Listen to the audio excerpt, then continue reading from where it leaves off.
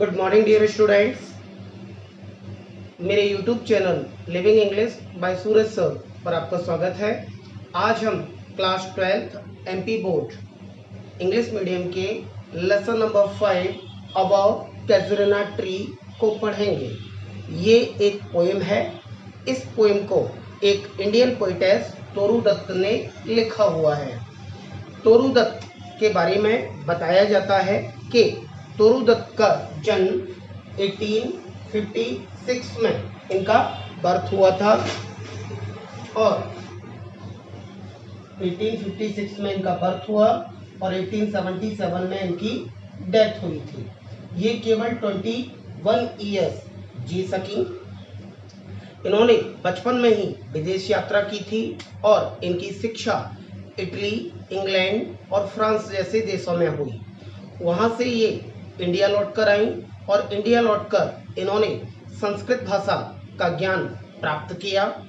उसके बाद इन्होंने साहित्यिक रचनाएं की। इनकी प्रसिद्ध रचनाओं में 3 गीत शामिल हैं जिनके नाम हैं लक्ष्मण, सीता और अवर कैजुरिना ट्री। ये 3 इनके प्रसिद्ध गीत हैं। इन तीनों गीतों में से एक गीत जिसका नाम है अवर कैजुरिना ट्री, यह इस पोएम में आया हुआ है। इस पोएम का जो बैकग्राउंड है उसे हम तैयार करें। ये पोएम जो है तोरू अपने मनोभावों का वर्णन करती है। कैजुरिना ट्री, पहले तो इस बर्ड की बात कर लें हम। कैजुरिना ट्री एक ओक जैसा पेड़ है जो ऑस्ट्रेलिया में पाया जाता है। जब तोरू कैजुरिना ट्री की बात करती हैं तो उनके माइंड में बंगाल में उनका जो घर था उस घर में के आंगन में एक पेड़ लगा था जिसे बंगाली भाषा में बातेर बरुक्षा कहा जाता है। उस बातेर बरुक्षा को ही इन्होंने कैजुरिना ट्री कहा हुआ है। इस पोएम में कुल मिलाकर 5 स्टैंजाज हैं जिसमें शुरुआत के 2 स्टैंजाज में पोइटेस तोरू पेड़ की भव्यता का, विशालता का वर्णन करती हैं। तीसरे स्टैंजा से इस पोएम को वो अपने डैड, ब्रदर और सिस्टर, मरे हुए भाई और बहन, तोरू से 2 छोटे भाई बहन थे। भाई का नाम था अब्जू और बहन का नाम था अरु, जो अब इस दुनिया में नहीं है। तीसरे स्टैंजा से पोइटेस तोरू अरु और अब्जू को इस पोएम में लेकर आती हैं और कैजुरिना ट्री से उनकी जो यादें जुड़ी हुई हैं उनका वर्णन करती हैं। फिर वो इटली, इंग्लैंड और फ्रांस में जब होती हैं तो वहाँ के दृश्यों का वर्णन किया जाता है और साथ में ये बताती हैं कि अरु और अब्जू की यादें मुझे यहाँ तक परेशान किए हुए हैं। पेड़ का मानवीकरण भी किया जाता है, उसका पर्सनिफिकेशन किया जाता है, मानव की तरह बताया जाता है कि पेड़ के रोने की आवाज़ें यहाँ तक मुझे सुनाई पड़ रही हैं। और अंत में तोरू इस कविता की रचना करने का उद्देश्य बताती हैं कि मैं इस कविता की रचना इसीलिए कर रही हूँ ताकि ये पेड़ अमर हो जाए और इस पेड़ के माध्यम से अरु और अब्जू की यादें भी अमर हो जाएं। और काफ़ी हद तक वो इसमें सफल रही। तो चलिए हम अपनी पोएम अवर कैजुरिना ट्री स्टार्ट करते हैं। यहाँ पर मैं लाइन टू लाइन इसको एक्सप्लेन करूँगा। आप लोग अपनी बुक्स में इसको अच्छे से देखें। लाइक अ ह्यूज पाइथन, एक विशाल, पाइथन माने सांप, कोबरा, एक विशाल कोबरा की तरह, बाइंडिंग राउंड एंड राउंड, चारों ओर गोल गोल घूमते हुए, द रग्ड ट्रंक, इस कैजुरिना ट्री के रग्ड खुरदरे, ट्रंक तना, इस कैजुरिना ट्री के खुरदरे तने पर, इंडेंटेड डीप विद स्कार्स, गहराई में धंसकर निशान बनाते हुए, up to its very summit, इस पेड़ की, समिट माने चोटी, इस पेड़ की सबसे ऊंची चोटी तक, नियर द स्टार्स, तारों के पास तक, अ क्रीपर क्लाइम्स, एक बेल चढ़ती है, इन हुज एम्ब्रेसेस बाउंड, यह बेल इस पेड़ को कसकर गले लगाए है, no other tree could live, ये तो कैजुरिना का ट्री है जो इतनी विशाल बेल को धारण किए हुए है, कोई और पेड़ होता तो जीवित ना रह पाता। बट गैलेंटली, लेकिन बहादुरी से, the giant wears the scarf, giant महाकाय, विशालकाय, ये विशालकाय पेड़ इस बेल रूपी स्कार्फ को धारण किए हैं। स्कार्फ दुपट्टा, मफलर या गमछा जो गले में डाला जाता है। यह कैजुरिना ट्री इस विशालकाय बेल को बहादुरी से धारण किए हुए है। एंड फ्लावर्स आर हंग और इस पर फूल लटके हुए हैं। इन क्रिम्सन क्लस्टर, चटकीले या रंग बिरंगे गहरे लाल रंग के गुच्छों के रूप में। ऑल द बोज अमॉन्ग, इसकी सभी टहनियों पर। Where on all day are gathered bird and bee, जहां सारा दिन पक्षी और मधुमक्खियां एकत्रित होते हैं।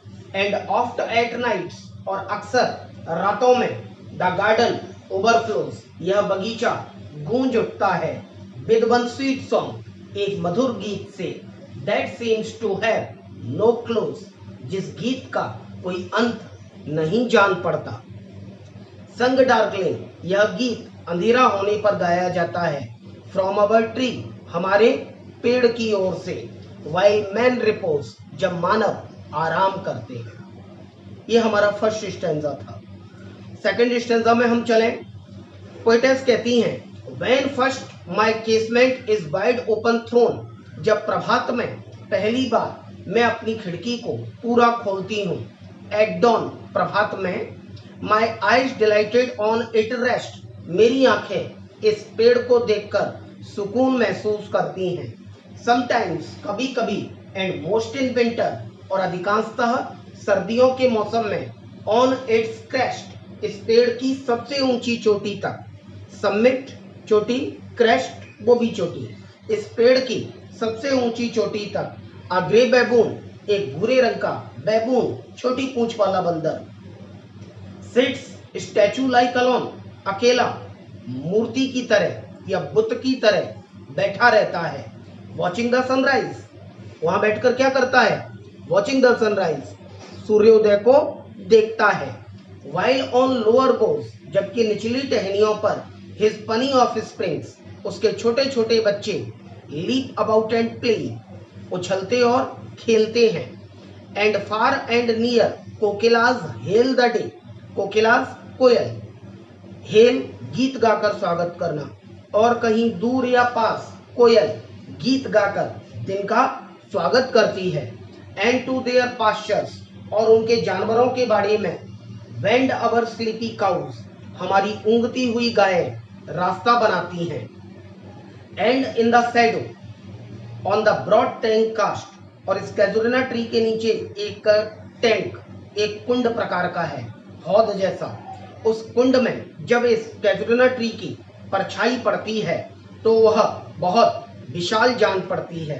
बाय दैट होर ट्री, यह ओल्ड और ग्रे कलर का पेड़, इसकी परछाई सो ब्यूटीफुल एंड वास्ट, बड़ी सुंदर और विशाल लगती है।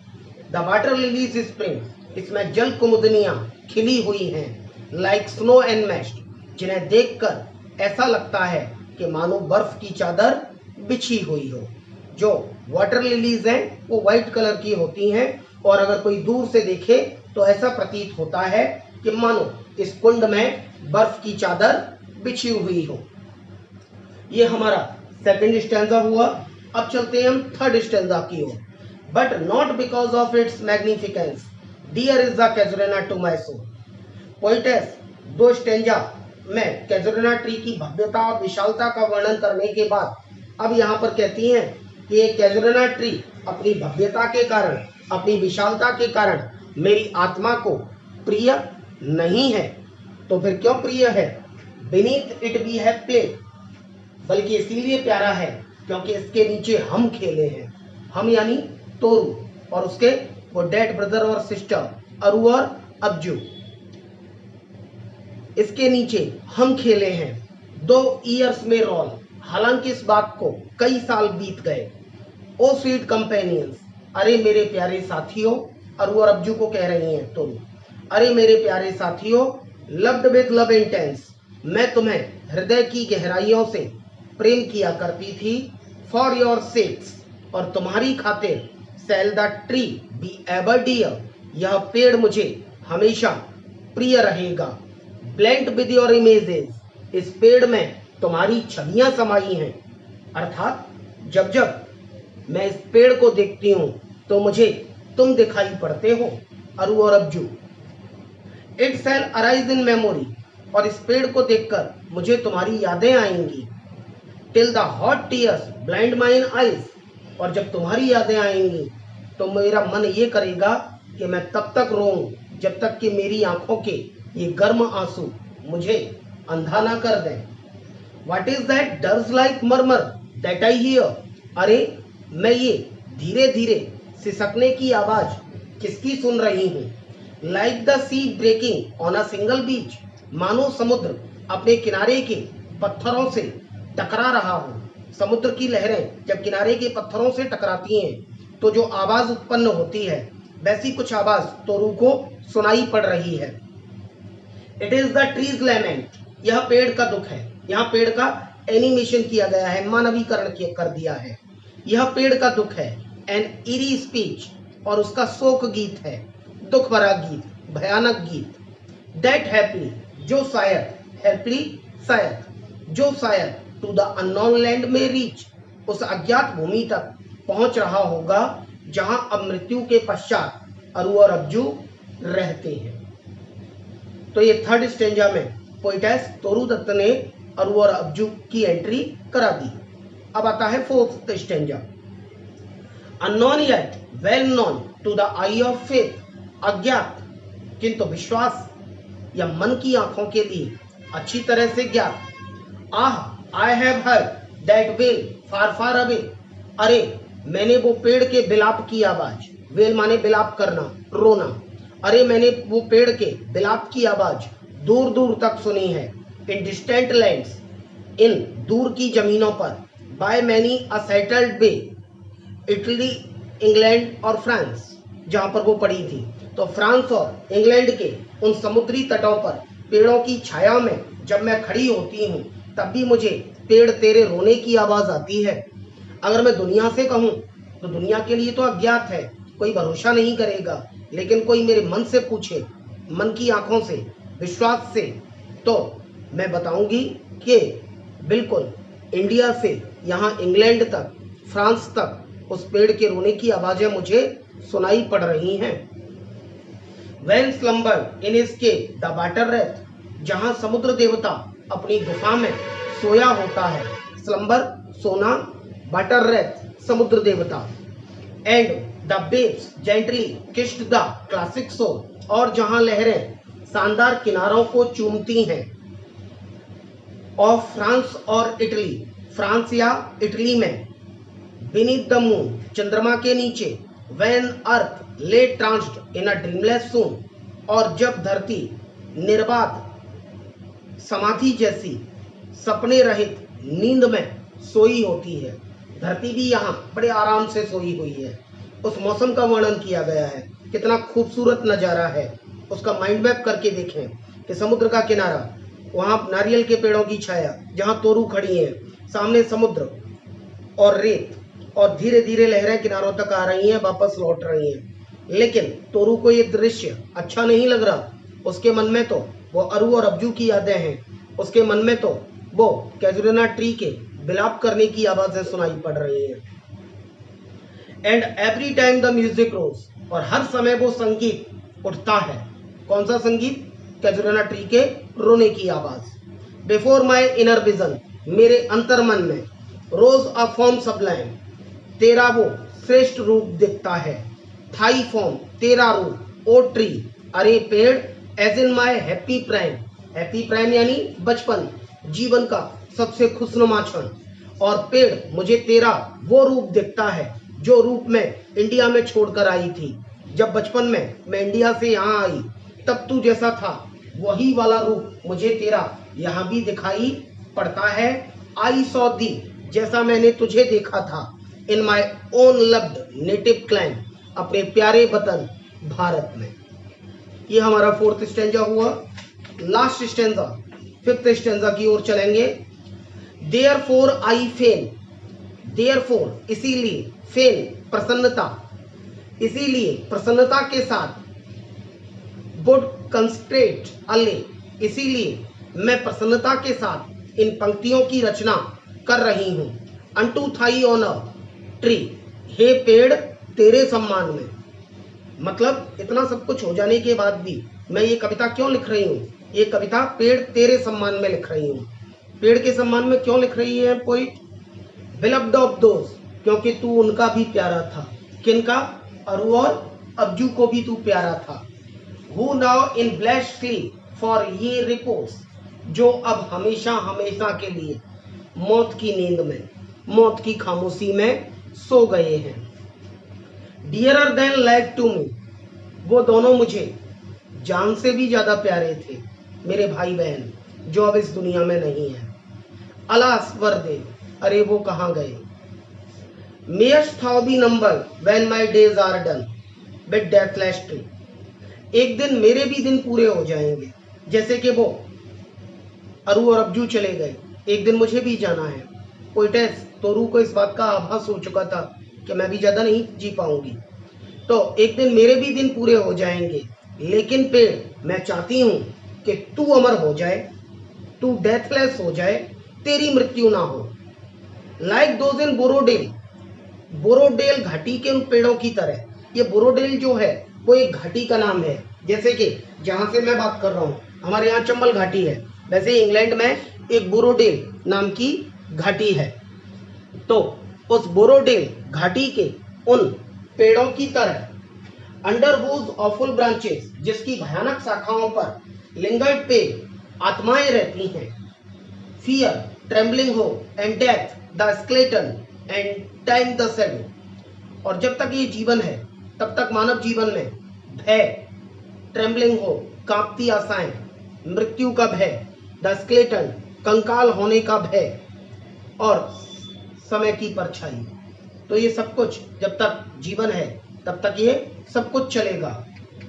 एंड दो वीक द बर्स, और कवित्री यहाँ पर हम्बल होकर कहती हैं कि हालांकि मेरी ये पंक्तियां कमजोर हैं, that would thy beauty fain, O fain rehearse, जो तेरी सुंदरता का बखान।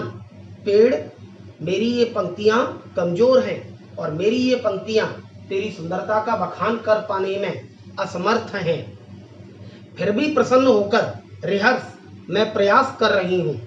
मे love defend tree from oblivion's curse, शायद मेरा ये प्रेम पेड़ तुझे मृत्यु के अभिशाप से बचा ले और तू हमेशा हमेशा के लिए अमर हो जाए।